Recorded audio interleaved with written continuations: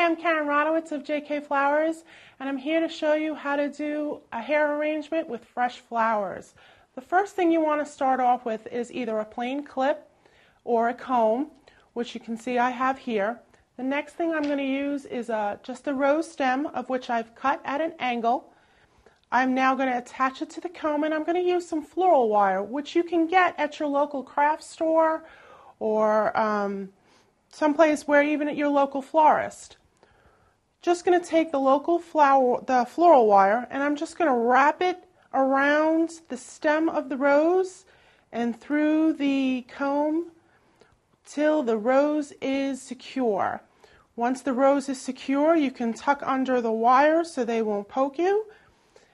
And now you have a rose that's attached for your hair clip. You want to make sure that you do this either the day before or the morning of the event that you plan to put these flowers in your hair, because you want them to look fresh and you want them to keep them from wilting. Once again, I'm Karen Rodowitz with JK Flowers, and I hope this was helpful.